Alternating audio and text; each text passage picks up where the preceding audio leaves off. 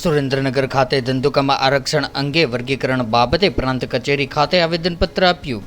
ધંધુકા ખાતે SC/ST સમાજના આરક્ષણ વર્ગીકરણ મુદ્દે સુપ્રીમ કોર્ટે આપેલા અલાયદી ચુકાદાને રદ કરવા બાબતનું પ્રાંત અધિકારી ધંધુકાને આવેદનપત્ર પાઠવવામાં આવ્યું હતું, જેમાં તાજેતરમાં સુપ્રીમ કોર્ટ દ્વારા 7 ન્યાયમૂર્તિની ખંડપીઠે બહુમતીથી ચુકાદો આપવામાં આવ્યો છે, જે અંતર્ગત SC/ST કેટેગરીમાં નવી સબ કેટેગરી ઊભી કરીને અતિ પછાતનો અલાયદા ક્વોટા આપવામાં આવે।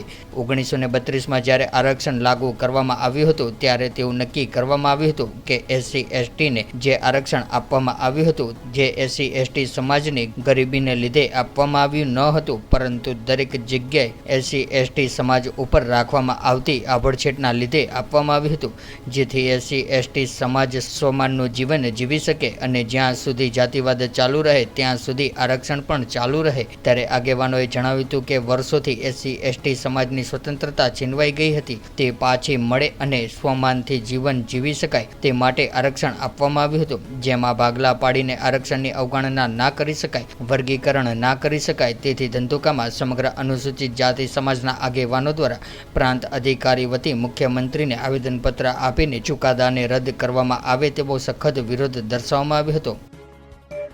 સૌને મારા જય ભીમ જય સંવિધાન। હું રાશિમણ જયેશકુમાર, સામાજિક કાર્યકર્તા ધંધુકા। SC/STના આરક્ષણ અંગેના વર્ગીકરણ બાબતે સુપ્રીમ કોર્ટ દ્વારા જે અલાયદી ચુકાદો આપવામાં આવ્યો છે તેના અનુસંધાને સમગ્ર અનુસૂચિત જાતિ સમાજ ધંધુકાના સામાજિક આગેવાનો દ્વારા જાગૃત નાગરિકો દ્વારા પ્રાંત અધિકારી શ્રી વતી ગુજરાતના મુખ્યમંત્રીશ્રીને આવેદનપત્ર આપવામાં આવ્યું અને સુપ્રીમ કોર્ટના આ ચુકાદાને રદ કરવામાં આવી તેવી રજૂઆત કરવામાં આવી। જય ભીમ જય સંવિધાન।